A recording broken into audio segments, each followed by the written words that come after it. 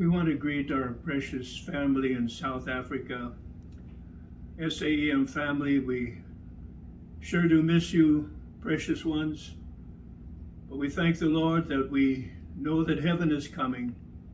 And we thank God for our precious daughter and son-in-law, Melvain and Lynette, over there, helping you and assisting you. And we just thank God that God is making a way, keeping you folks in SAEM, keeping the folks in the ACF, and keeping you all strong in faith. God bless you, and thank you for your prayers for this elderly couple, Mom and Dad. We thank you for your love and for your prayers. God bless you.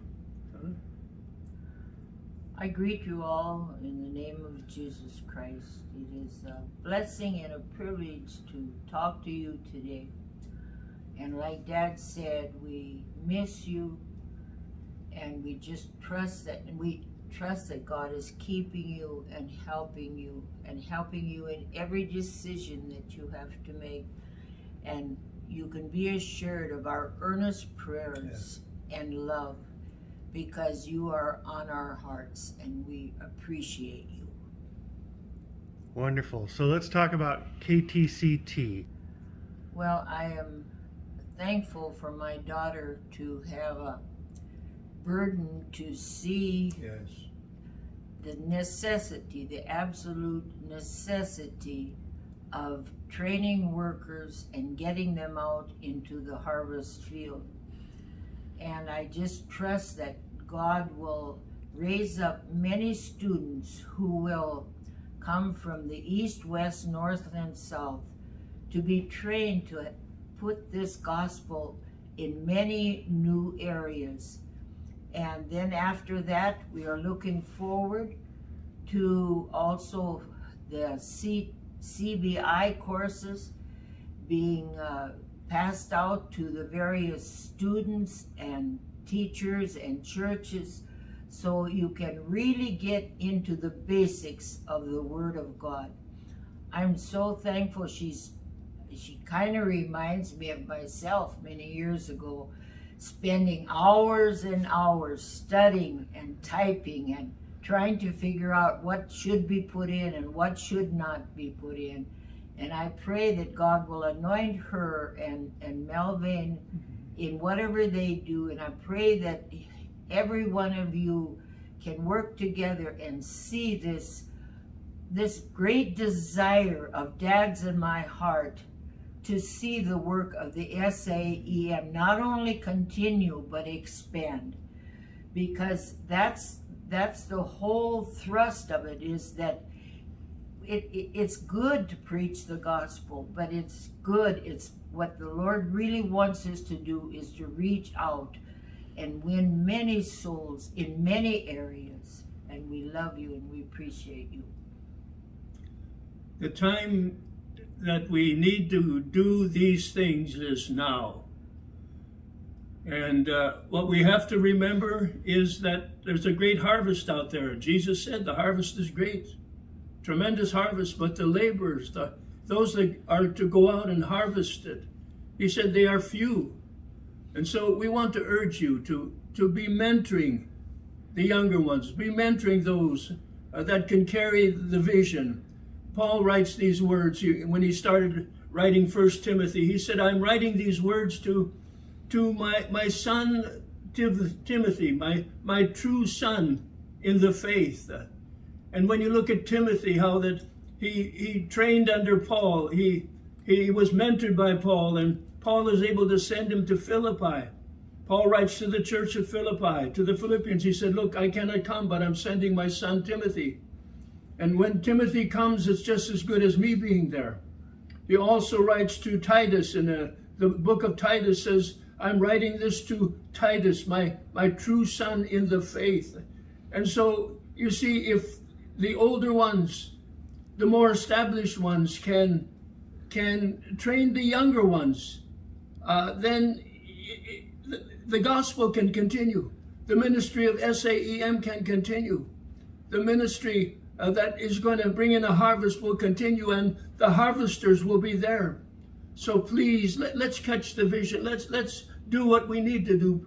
Paul said to Timothy, he said, Timothy, he said, I want you to train others. What you've heard from me, what you've seen in me, commit it to others, and hopefully those others can also commit it to others. And so we trust God will use each one of you there. You senior church leaders, may God use you to reach the younger ones, to empower them. And hopefully they'll do a better job than we older ones did. So God bless you. Keep strong in the faith. Let's do what we can do. Let's do it now. The night is coming, Jesus said, when no man can work. God bless you.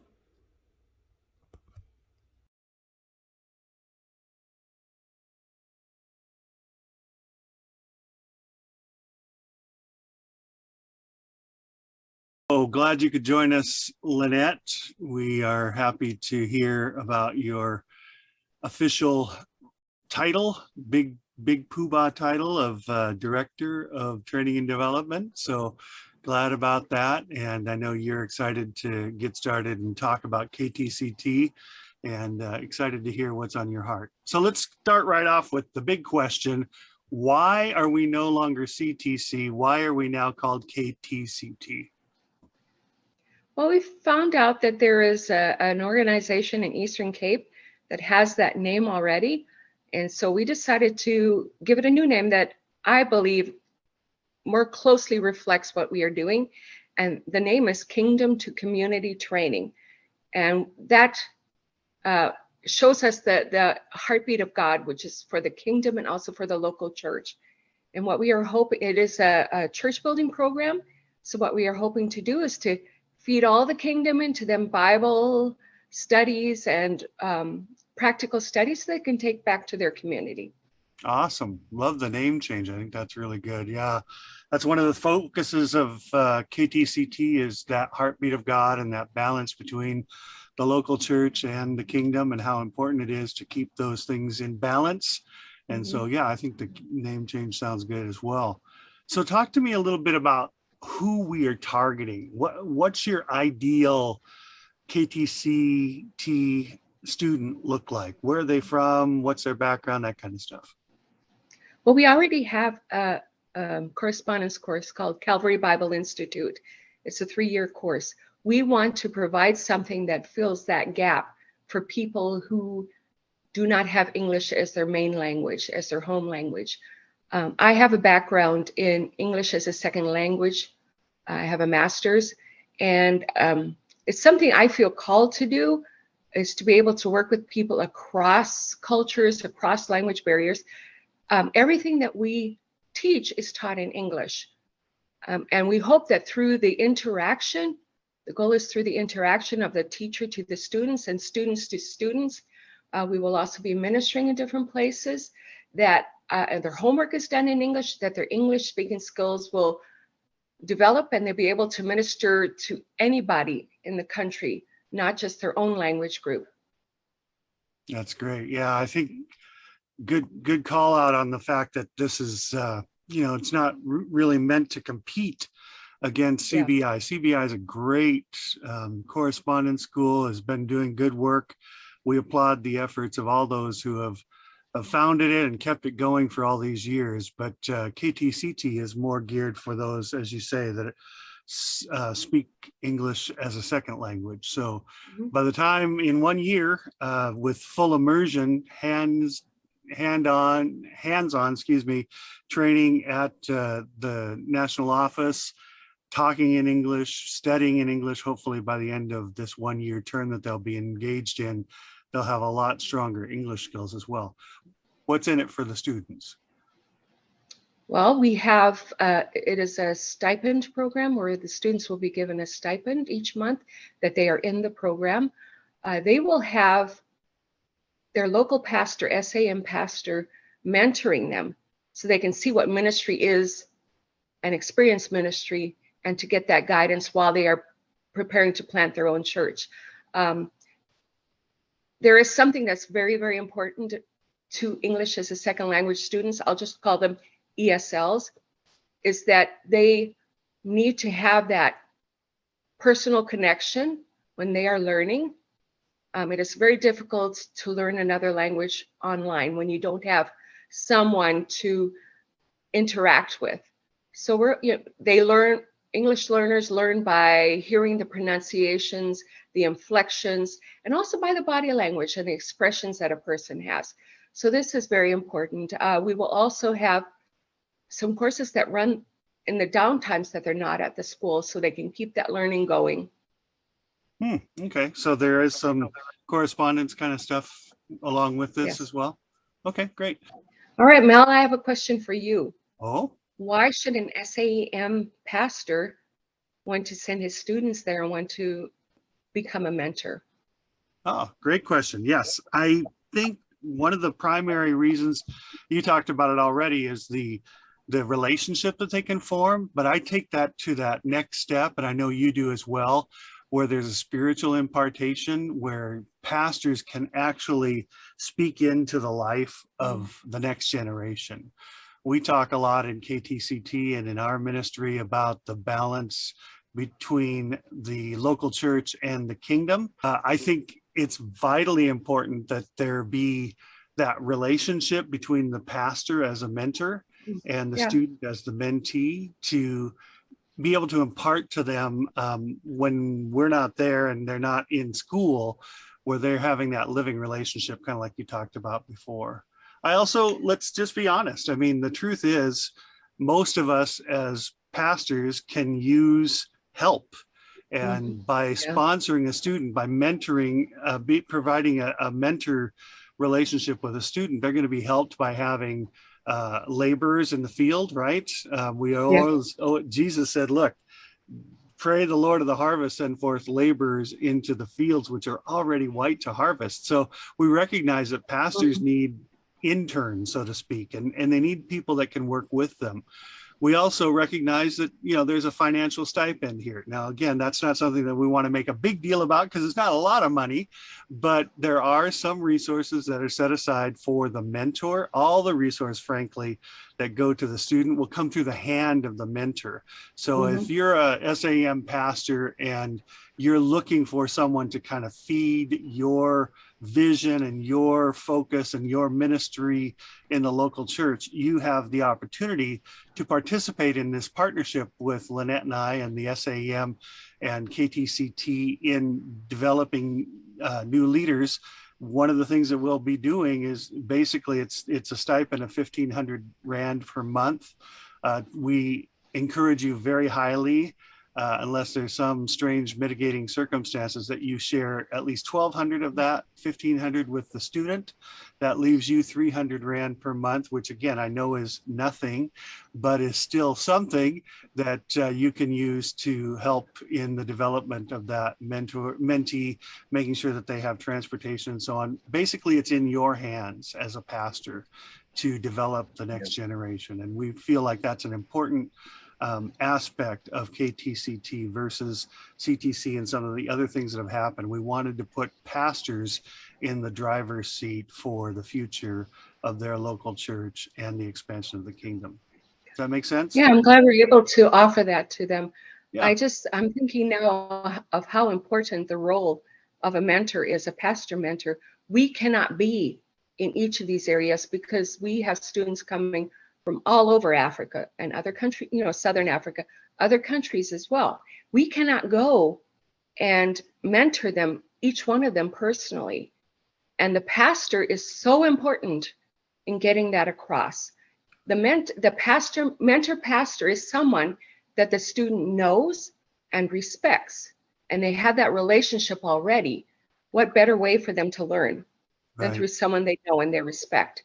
So I'm thrilled that we're able to make this transition to involving the mission pastors. I think that's very important. I am too. I'm excited about it. I think that's been part of the secret sauce that's maybe been a little bit missing, is that connection with the local church pastor. I also want to remind you of conversations that we've had around what else pastors get out of this. Remember too that we are offering free training as part of their spiritual emphasis week as the students come on to the campus. Each new trimester, we're encouraging their mentor to come with them and to spend some time. We've got some great classes coming up. Tell us about some of the key things that are coming up that would really be a blessing and an enhancement to pastors as well as students in that Spiritual Emphasis Week. We have a leadership training course that's coming up, and it is a really great program. We have it for a weekend course, and we also offer it as an evening course, so the students can participate in the evenings or on the weekends, and the pastors can also be there. And I think it's wonderful for them to be on the same page as leaders. I also want to just mention that this is not some half-baked kind of thing. Errol David is a licensed instructor with John Maxwell's Leadership School, and these are the materials that John Maxwell teaches. And so Errol has been trained in how to deliver those. So I know it's going to be a great time of impartation for the student and the mentor pastor. So we're excited to offer that the first week in October.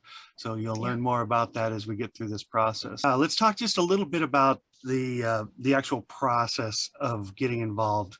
The reason that we have mentors and pastor mentors is because we recognize one of the challenges of CTC was the quality of the candidate as they came in. It seemed like in some cases, people were more interested in the money than they were really studying. And, obviously that's easy for us to second guess. But the reality is that we recognize that when you're paying someone to go to school, that can be a big enticement for bad behavior. So we want mentors to kind of help us filter that out by being very active in the registration process.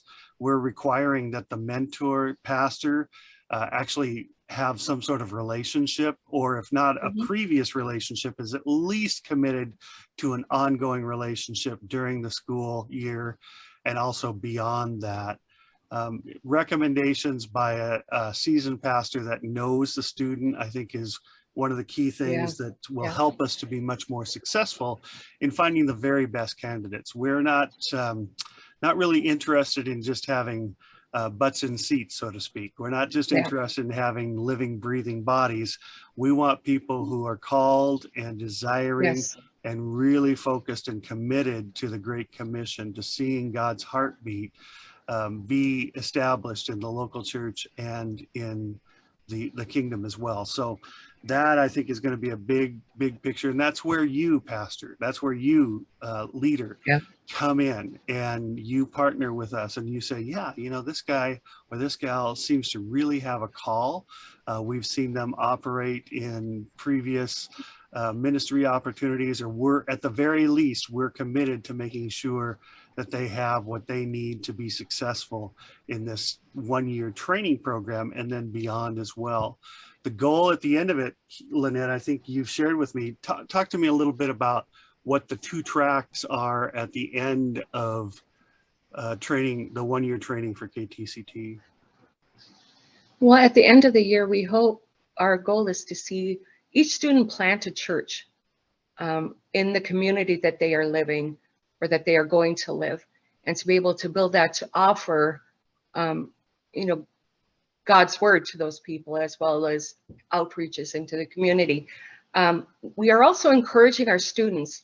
One of the goals is to be able to get them to enroll into CBI once they've had the year of saturation with English with us, and a lot of the Bible basics and practicalities of being a minister, things like integrity, things like money management, things like emergency preparedness, as well as the biblical principles, the Old Testament and life of Christ, things like that. We want to get them geared and ready to go and enroll into the CBI program, which is a 3-year course. Calvary Bible Institute is a correspondence course, and we would like to see them transition into that to further their ministry skills. And so we're excited to add more people working for the community, and we hope that people hear this call and say, listen, we're here to offer this. It's only a year, and we would certainly like you to be involved. Wonderful. Well, great to talk to you. And I share your passion to see pastors get involved and get excited about this, to see this as a real tool in their tool belt for raising up next generation of godly leaders. We definitely see God's timing in this, and we're excited to be able to partner with the SAEM and its pastors in this project. One thing that we would like to look at in the future, and this is our hope and our dream, is to be able to offer this course in different big population areas, so the travel to the training is not such a hardship on students. We know what transportation is like in South Africa. We know it's not entirely reliable. So we want to make sure we offer them as much of a efficiency in the program as possible. So we hope to expand this program into the Cape area and into the Gauteng area to allow everybody easy access into this program and to be able to reach out to their communities. Good point. Yeah, we're especially looking at you, Cape Town, because we love Cape Town and we love the people of Cape Town and we love all the people of South Africa, but we recognize that there's a special relationship with Cape Town. We'd love to bring KtCT to Cape Town next. So stay tuned, but in the meantime, don't wait. Let's get students that are qualified and called and desirous. Obviously, we don't expect them to be geniuses. The focus is not on academics. The focus is on call. And we will help you equip them in partnership with you for your passion around the local church and what it can do. We want to be your partners in training up godly leaders and seeing them go on and do great things. Anything else from you, Lynette?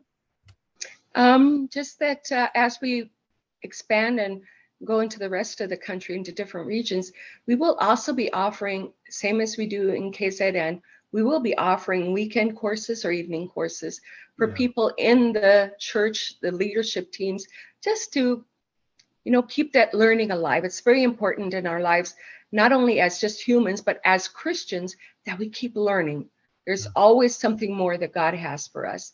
And so we want to keep learning alive, communication alive, fellowship alive. So that's our vision for the future. You sound like a training and development director. Good talking to you. We're excited. All right. Okay. Bye-bye. Bless you.